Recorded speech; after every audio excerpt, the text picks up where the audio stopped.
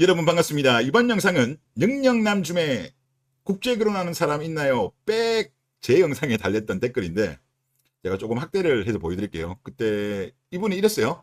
뭐 주변의 베트남이나 다른 나라 외국 여자랑 결혼하면 남자들 수월하고 행복해 보이는 건 사실인데 능력 있는 남자들이 베트남이나 다른 나라 여자랑 결혼하는 거 봤어요? 능력 있는 남자가 베트남이나 다른 나라 여자 결혼하는 거 봤냐? 없다는 식으로 이야기하는 거죠. 진짜 미치겠다. 한국 여자도 능력남이랑 살면 좀 맞춰줍니다. 아니, 능력남이랑 살면은 많이 맞춰줘야지. 조금 맞춰주는 건 뭐야 또. 하여튼 막 욕심이 그득한데, 물론 이제 이분이 말하는 능력남의 기준은 모르겠습니다. 일단은 뭐 월천인지 아니면 뭐 월 1억인지는 모르겠습니다만은, 하여튼 뭐 능력남 중에도 간 사람 많죠. 뭐 대표적인 유명한 사람으로 보더라도 송중기, 심영탁, 축구선수 박주호, 유승범, 구준혁, 김태훈 감독, 탕웨이랑 결혼했죠. 가수 김정민, 가수 이지훈, 정준하. 조금 안 좋은 사례입니다. 저번에 제가 진중권 넣었더니만, 이거는 사례로 부적합해요. 우리 좀 항상 좋은 사례만 보여주면 안 돼.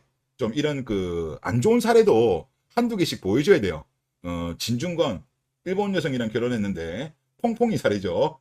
어떻게 일본 여자랑 결혼했는데 이렇게 퐁퐁이를 당하는지 정말 특이한 케이스다. 혹시 저는 그 생각이 들었어. 그 맞는지 아닌지 모르겠는데 혹시 제일교포가 아닐까. 한국인이 피가 섞여 있는 그런 좀 느낌이 들었고, 그리고 이제 미국 같은 경우 보더라도 미국의 유명한 사람들 있잖아요. 유명한 사람 중에서 배우자가 한국 여자인 경우 저는 기억이 없습니다. 그때 영상에도 혹시 있으면 달아달라 했는데 아무도 없었어요. 일단 대표적으로 이제 페이스북에 지금은 메타죠. 마크 저커버그 같은 경우도 중국계 베트남인이랑 결혼했고, 이제 빅쇼트의 주인공이죠. 마이클 버리. 이분이 원래 의사입니다. 한국 여자랑 결혼했다가 하도 이제 애를 먹이길래 이혼하고 베트남 여자랑 결혼했습니다. 베트남 여자랑 결혼하면서 잘 된 케이스예요.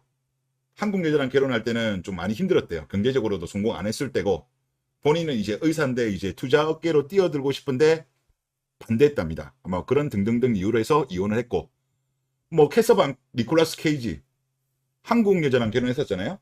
캐서방 그랬는데 결국은 이혼하고 스시녀랑 결혼을 다시 했습니다. 자, 그리고 뭐 이분이 말하면 뭐 능력남이라고 한다면 뭐 전문직은 다 능력남이죠. 여기 이제 뭐 유명하신 분이시죠. 국결약사님이라고, 이분이 좀 유명하신 분으로 제가 알고 있는데 최근에 유튜브 채널에도 여기 올라왔더라고요. 여기 그러니까 전문직도 결혼합니다. 결혼하고, 그리고 지금 이제 통계청이라든가 이제 언론에서 말할 때는 임금 근로자 같은 경우는 400만 원 이상을 잡는 경우가 꽤 많아요. 뭐 500 잡는 경우도 있고 400 잡는 경우도 있는데, 제가 얼마 전에 그 뉴스를 보다 보니까 그냥 고소득 1인 가구를 400으로 잡더라고요. 이게 이제 세전으로 그러니까 뭐 거의 한 연봉으로 따지면 5천 정도인 것 같습니다. 그러니까 5천 정도 넘어가느냐 넘어가지 않느냐 기준 같은데, 물론 뭐 이거는 사람들 보는 관점에 따라 다르겠습니다만은 평균 연봉 5천이라고 하더라도 평균보다는 위입니다. 훨씬.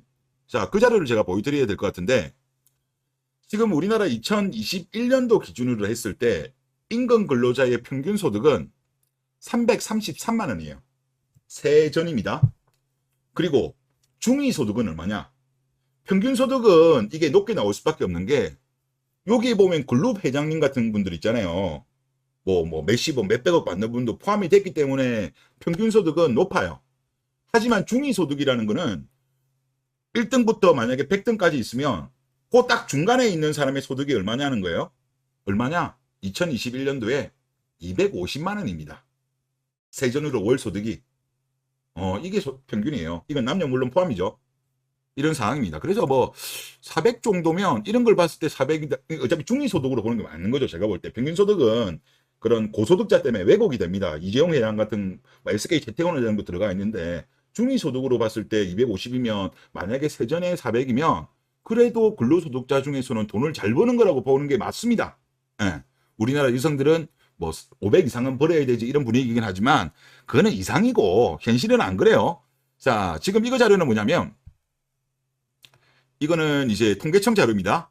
여기서 봤을 때 여기는 기준을 어떻게 나누었냐 하면 이게 뭐 400, 500, 600, 1이 나눴으면 좋았을 건데 뭐 350에서 450, 450에서 550 이런 식으로 분류했습니다. 하여튼 그리고 2020년도 거를 제가 가져왔어요. 이불로. 그거는 이제 다른 거랑 비교 때문에 그랬는데 자 450만 원 이상인 사람을 합쳐보니까 2.6, 2.6, 4.6, 4.6, 6.6 했을 때 21% 나왔습니다.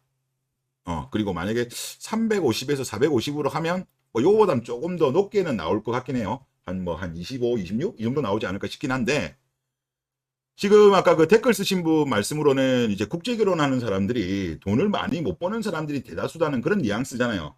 대부분은 뭐 200만 원, 300만 원 버는 사람이 거다 이런 식으로의 뉘앙스야. 딱 뉘앙스 자체가. 자, 그게 현실이 맞을까요? 아닙니다. 지금 보시는 자료는 여성가족부에서 주기적으로 하는 조사가 있습니다. 그 국제결혼 중개업체를 통해 가지고 한 실태 조사를 3년마다 해요. 2014년, 2017년, 2020년까지 나와 있어요. 통계청에서 이 자료를 확인할 수 있는데 지금 보시면 일단 사례수는 1060명입니다. 이거는 남자입니다. 국제결혼을 했을 때 남자의 소득이 얼마인가를 한 건데 월 평균 소득입니다. 자, 400만 원 이상이 197명이에요. 197명. 그러면 이게 지금 2019년도 자료예요. 발표는 2020년도인데 2020년 중에 했기 때문에 2019년도 자료라는 걸 감안해 주시면 될 것 같고 제가 앞에 말씀드렸던 거는 2020년 소득이기 때문에 1년 정도는 갭이 있는 거고요. 자, 1060명 중에서 197명이면 18.58%예요. 물론 이제 우리나라 전체적으로 보면 우리나라 인근 근로소득자 400만 원 이상보다는 아마 적죠.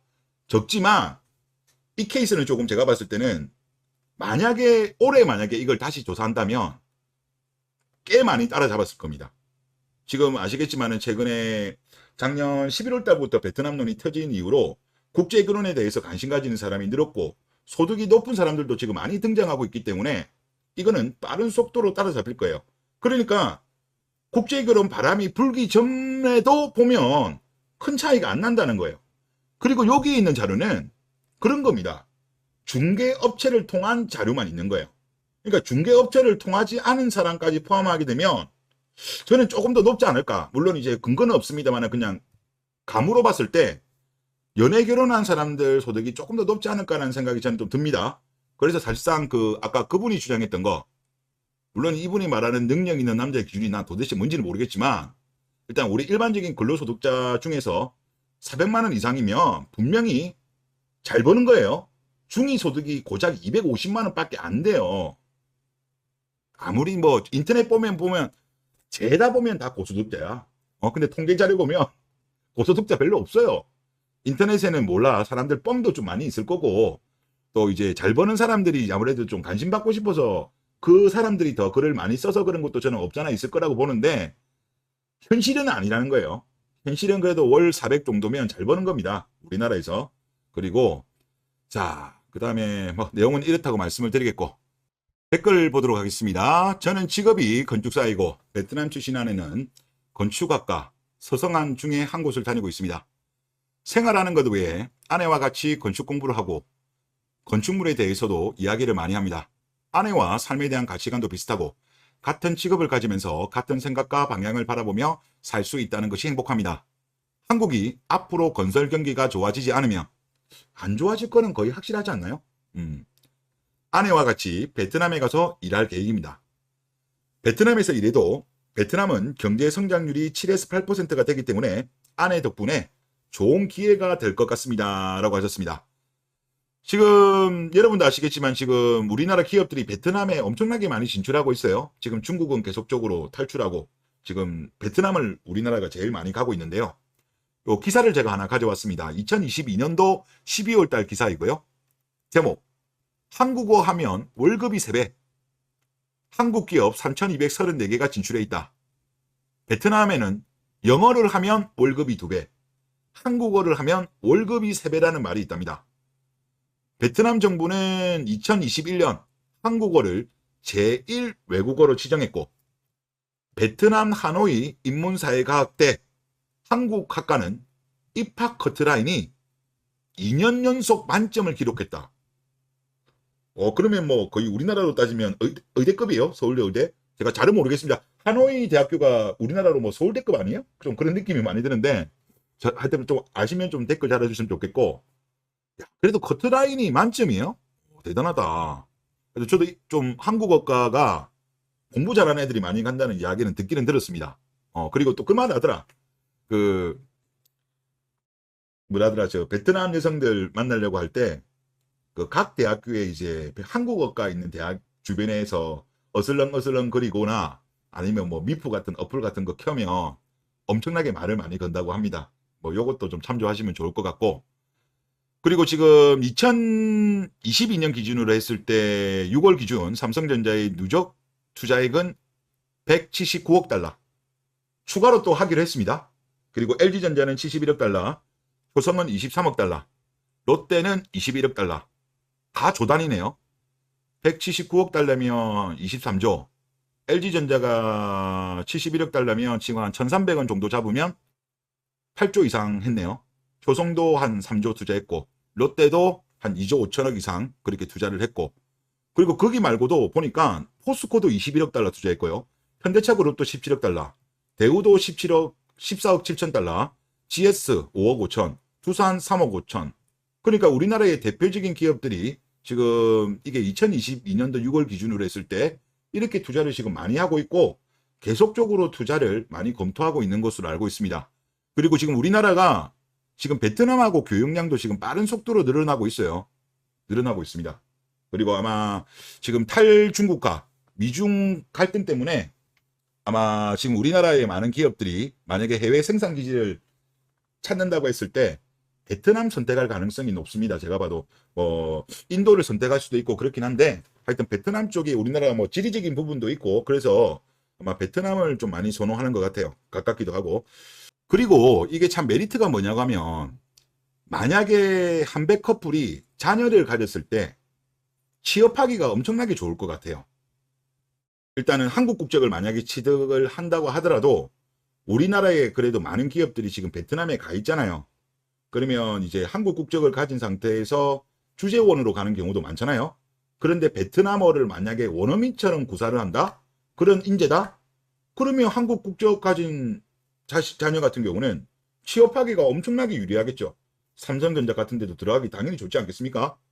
그리고 만약에 자녀가 베트남 국적을 나중에 취득을 한다고 했을 때 한국어를 원어민처럼 구사하게 된다면 취업에도 당연히 유리할 거고, 같은 베트남 임금 근로자라고 하더라도 아무래도 조금 좋은 자리, 사무직 쪽으로 갈 가능성이 높고 임금 같은 경우도 일반 근로자들에 비해서는 많이 받을 가능성이 높기 때문에 상당한 메리트가 있지 않을까.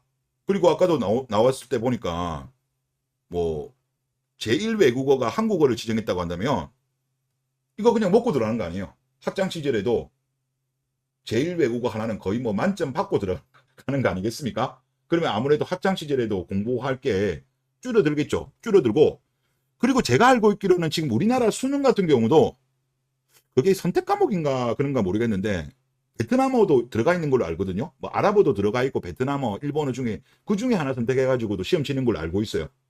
그러면 이제 베트남어도 당연히 수능 볼 때도 유리하겠죠. 물론 나중에 대한민국 수능 제도가 어떻게 바뀔지는 모르겠지만 그래도 언어를 더 하고 있다는 게 큰 도움이 될 거라고 봅니다. 그리고 다중 언어를 어렸을 때 그거를 배우게 되면 아이의 학습 능력에도 사고력에도 큰 도움이 된다고 합니다. 그리고 다음 댓글을 한번 보겠습니다. 얼마 전에 호치민 국제결혼업체에 의사가 손을 보러 온 것을 카페에서 확인했어요. 베트남 여성들도 좋은 반응을 보였고 전문직, 지식층도 이제는 한국 여자가 질렸나 봅니다. 한녀는 너무 드세고 이기적이에요. 결정드립니다. 라고 하셨는데, 우리나라 직업 중에서는 의사가 거의 1티어죠. 진짜 엄청나게 돈을 많이 버는 뭐 사업가라든가 금수저라든가 이제 그런 케이스 빼고, 그걸 빼면 사실 우리나라가 직업적으로는 의사가 거의 1티어죠. 판검사, 의사, 요즘 변호사는 약간 좀 떨어진 것 같은데 하여튼 거의 1티어 직업인데 1티어 직업마저도 국제결혼을 하는 시대가 왔습니다. 그리고 얼마 전에도 제가 말씀드렸잖아요. 불나에 어떤 의사분이 국제 결혼한다고 글을 올리니까 신고 누적을 받아가지고 서비스 제한을 받았어요. 이거 뭐 이자들이 했겠죠.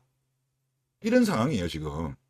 그리고 또 다른 분 댓글을 보면 100만 인구 도시에서 원룸통 건물 하나, 국평 아파트 셋, 국평이면 32평 말하는 거죠.